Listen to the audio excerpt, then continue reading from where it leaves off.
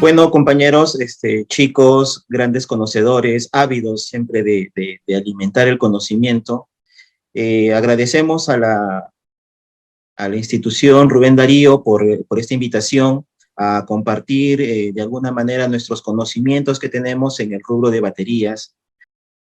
Algo muy importante que creo que debemos entender, es algo que resume la tecnología de las baterías, ¿no? La tecnología libre de mantenimiento, la que le mencionaba, simplemente es aquella batería que en toda su vida útil nunca va a utilizar agua. Mayor energía acumulada va a depender de que si tus placas las han empastado adecuadamente por ambos lados. La estructura plástica, la que les hablaba aquí, se pueden ver mejor los biseles que tienen nuestras baterías, que ayudan a que la batería no se hinche, no se vuelva panzoncita.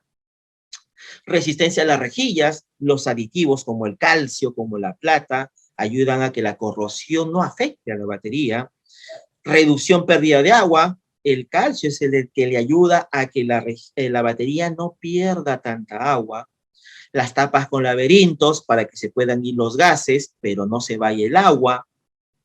Las óptimas condiciones de arranque en frío, y ahí un poquito hablamos de la pasta.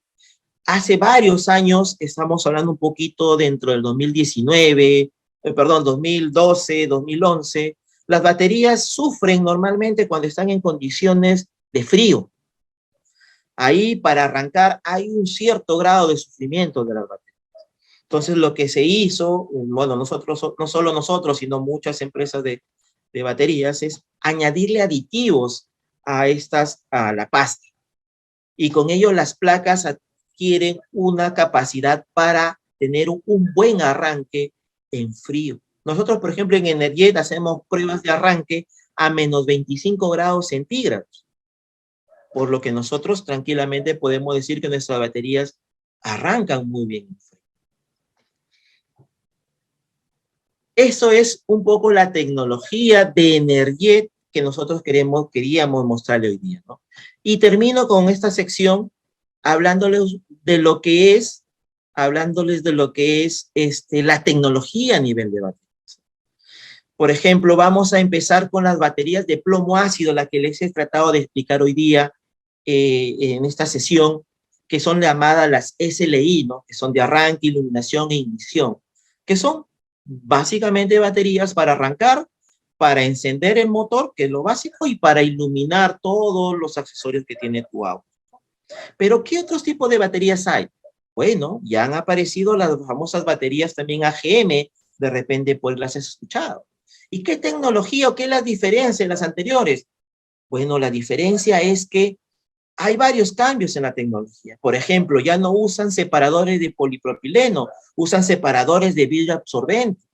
El líquido en algunos casos, o el electrolito, ya no está en forma líquida como en las baterías SLI. Acá en algunos casos está como geles, o está absorbido dentro del vidrio, dentro de las láminas de vidrio absorbente.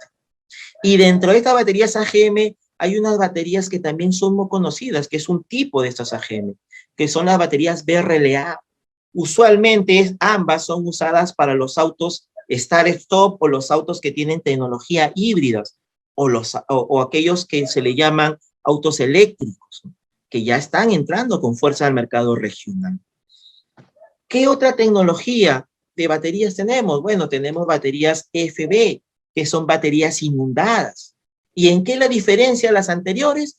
La diferencia en que, por ejemplo, sus separadores ya no es polietileno, es polipropileno. Son láminas que favorecen a aumentar los ciclos.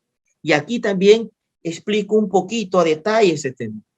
Si ustedes recuerdan en la lámina donde vimos las placas, y me voy a un poquito retroceder brevemente, cuando vimos nosotros las placas, vamos a ver por acá, aquí están, en una batería SLI, el porcentaje de uso de esas placas varía entre el 30 y el 60%. ¿Esto qué quiere decir? Imagínate que de esta placa solo tú vas a utilizar el 60 o el 30%, o el 30 o el 60%, y el resto no trabaja en el auto, no trabaja durante su vida útil. Entonces ahí se dice que estamos perdiendo capacidad. Y estas baterías FB o baterías inundadas, con la tecnología que tienen, lo que favorecen es que pueden utilizar el total de las placas, al 100% de las placas. Es decir, pueden agotarse completamente. Esa es la ventaja de las baterías. ¿Qué otras baterías tenemos? Bueno, ya nos salimos un poquito del mercado regional sudamericano, o sudamericano básicamente, y ya hablamos ya de las baterías hechas con plomo y carbón. El carbón ayuda mucho a las baterías a mejorar sus ciclos. O sea, a la entrega de energía, la entrega y salida de energía es muy importante. Entonces, el carbón también ayuda a mejorar los ciclos. Y bueno, pues, entre las más importantes o las nuevas tecnologías, las baterías bipolares. ¿Qué pasa? ¿Por qué se le llaman baterías bipolares y cuál es la ventaja que tienen respecto a las demás? Es que en una batería bipolar se aprovecha el total de los componentes internos. Si tú recuerdas, de repente, hace ratito vimos la lámina donde estaba una batería con las celdas. Vamos a ver si lo podemos retroceder rápidamente para ponerles en contexto. Vamos a ver por acá. Ahí está. En el soldado de intercelda, si ustedes se dan cuenta, esta placa que está pegada a esta pared plástica y esta placa que está pegada a esta pared plástica no van a trabajar, esas caras no van a trabajar. ¿Y por qué no trabajan? Porque están frente al plástico y el plástico no ayuda a generar corriente eléctrica, no le ayuda en básicamente nada. Por eso dice que las placas que están pegadas a los plásticos se le conocen, nosotros le llamamos placas muertas porque en la práctica nunca van a trabajar. En estas baterías bipolares, lo que hizo la tecnología es que al plástico lo revistió con láminas de carbón. Y con eso ahora todas las placas de una batería trabajan, intercambian iones y pueden mejorar su entrega de corriente, su ciclaje, sus arranques, su capacidad. Dentro de todas estas, ¿dónde cree que estamos nosotros en el país y en algunas regiones de Sudamérica? Nosotros estamos recién en las baterías SLI, saliendo un poquito a las baterías AGL. Nos falta un mundo de baterías por conocer, por producir, por trabajar. Pero quise presentarles esto para que ustedes puedan ver, pues, cómo es que fluye la tecnología a nivel de... ¿no? Por ahí les pongo baterías ion litio, de repente por ahí escucharon. Son las baterías del futuro mencionado. Sí, son baterías que tienen bastante rendimiento, mucha entrega de energía, buenas capacidades, buen ciclo, pero actualmente tiene un problema, ¿no? Que el litio no es reciclable y si lo es, su costo por reciclaje es muy alto. En cambio, nosotros, en las baterías de plomo ácido, el plomo sí es altamente reciclable. Yo desde baterías ya destrozadas o baterías muertas, yo puedo volver a formar una nueva batería. Entonces el ciclo de reciclaje del plomo se puede decir es innumerable, lo que por el momento no tienen las baterías. Pero en su momento, alguien por ahí, siempre aparecen los genios, buscarán la mejor forma de repente de reciclar el litio y tendremos una competencia bastante dura con las baterías. Vamos a mencionar el sistema de arranque. La batería, como nos mencionó William, sirve para entregar una corriente alta para dar el arranque. Entonces, ¿qué voy a ver acá? Yo tengo un sistema de encendido. Tengo mi alternador, mi arrancador, la batería conectada al arrancador. Lo primero que yo voy a hacer al abrir contacto es consumir una corriente alta, que es lo que va a necesitar mi arrancador para provocar el encendido del motor. Esta acción, este consumo de corriente del arrancador va a depender de la capacidad del arrancador, ¿no? Estamos hablando de acuerdo al amperaje, a la potencia, a la necesidad del motor de acuerdo al arrancador. Cuando este efecto se genera, nosotros vamos a visualizar una caída de tensión, una baja de voltaje. Normalmente una batería nueva al instalar puede tener de 1250 hasta 1270 de voltaje. Una vez que se hace el encendido, lo que vamos a visualizar es una caída de tensión hasta 10.50, 10.96 como mínimo. Esto quiere decir que ha habido un consumo bastante alto de la batería para poder dar este arranque. Este tiempo de consumo en la cual la batería se va a ver sometida a esta descarga no debe durar más de 3 segundos, que es lo que demora un encendido, ¿no? A veces demora medio segundo, un segundo, dependiendo cómo se encuentren todos los componentes de mi sistema de arranque. Entonces, cuando yo instalo una batería, quiero saber si la batería está bien y mi arrancador está bien, lo que voy a hacer es medir mi caída de voltaje. Es como vemos acá en la figura, donde vemos el multitester con un voltaje de 10.96. Siempre va a haber una caída de tensión. Es por eso que tenemos diferentes tamaños de baterías, de diferentes capacidades, porque el arrancador de cada vehículo va a depender de la cilindrada del motor, dependiendo qué tipo, si es gasolinero, petrolero. Todo eso va a influir, pero el efecto general va a ser que va a provocar una caída de voltaje por el exceso de corriente que consume por ese corto tiempo de 3 segundos. Luego, una vez que ya encendí mi vehículo, lo que voy a ver o voy a revisar es un sistema de carga. Es lo que me va a permitir a mí mantener la batería constantemente cargada. ¿Para qué? Para que cada vez que encienda mi vehículo me entregue la corriente necesaria.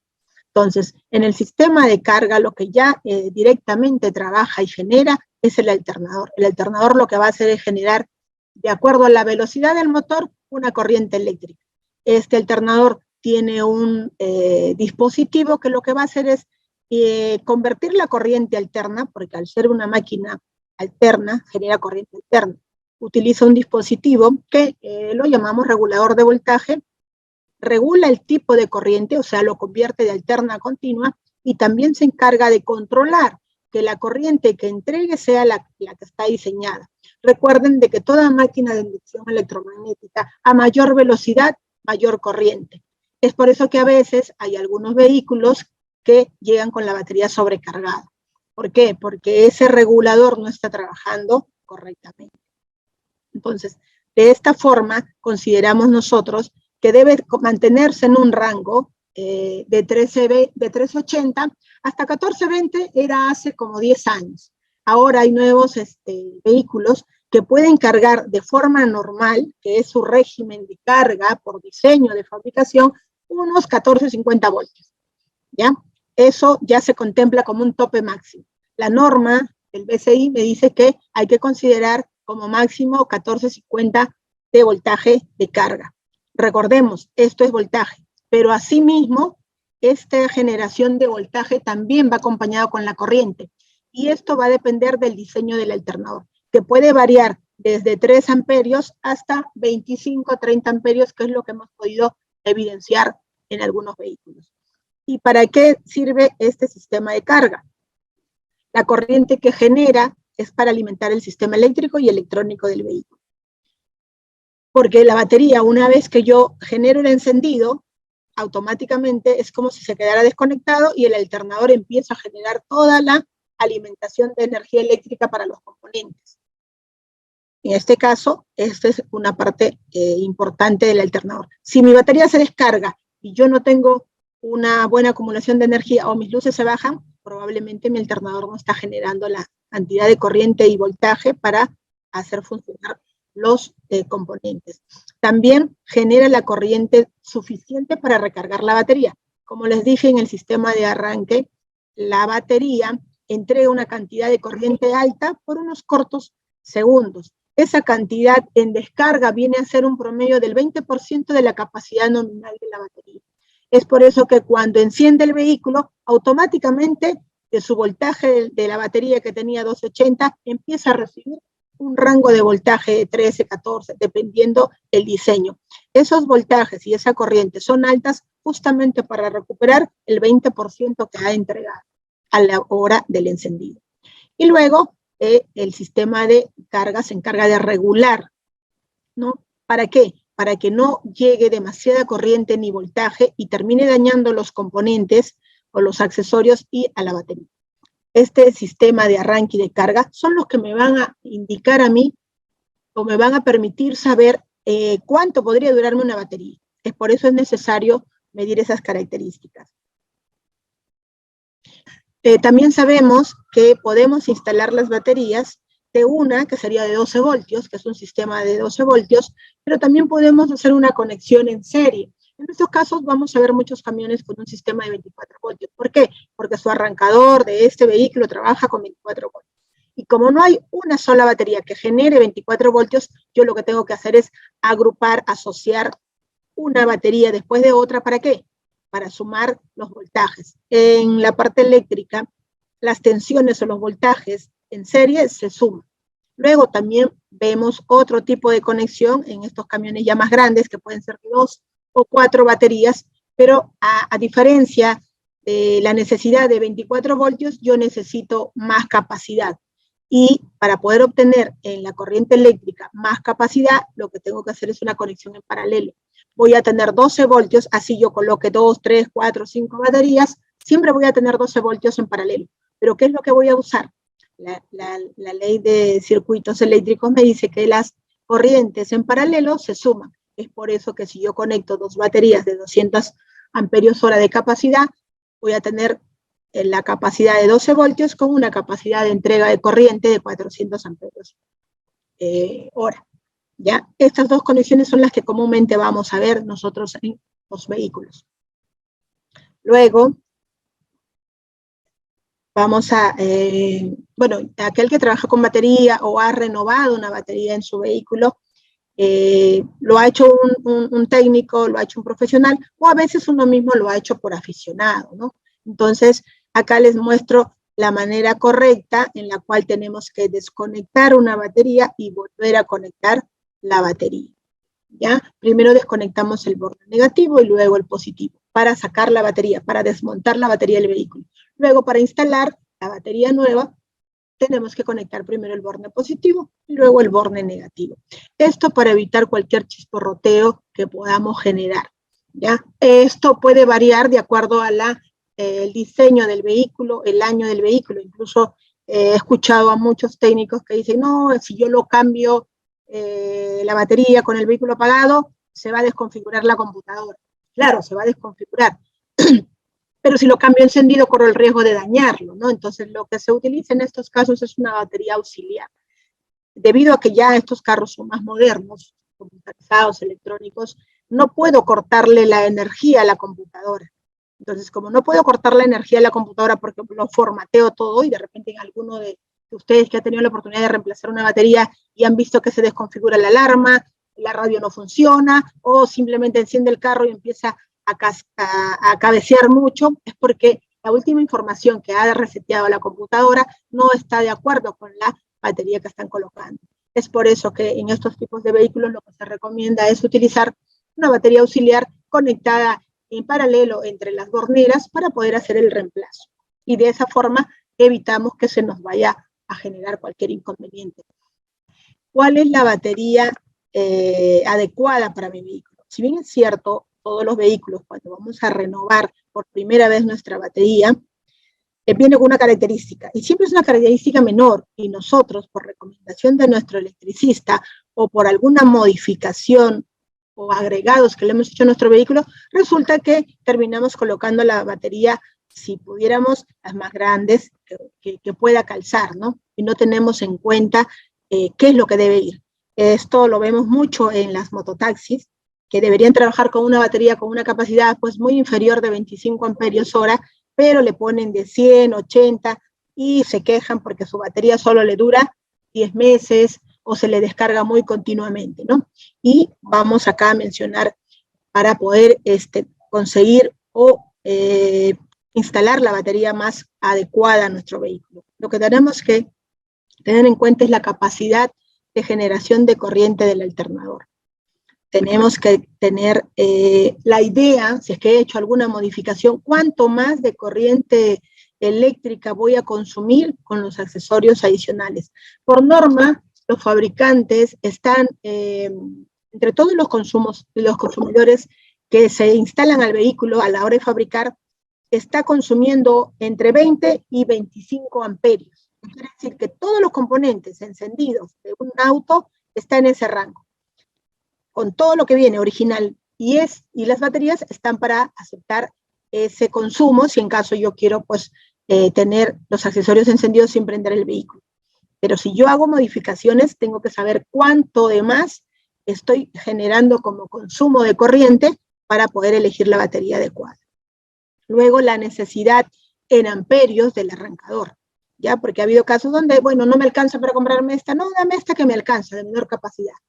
Me va a durar menos, ¿por qué? Porque voy a repetir más ciclajes, ya que la capacidad de mi batería es inferior y mi arrancador se consume ya no el 20%. Como es una batería de menor capacidad, se puede consumir 30, 40% y lo que va a hacer es reducir su ciclo de vida de la batería. Luego, lo que tenemos que tener en cuenta también es qué tipo de conexiones, ¿no? No existe una batería que tenga 24 voltios, ¿ya? Si yo tengo un sistema de 24 voltios, de hecho que son 2 baterías.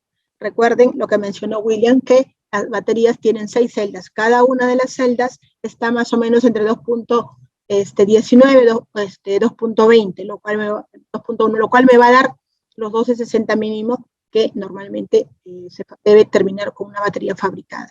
Entonces, para ello, ha habido casos donde instalamos una batería de un sistema de 24 y se quejan los usuarios porque una batería se descarga más que la otra.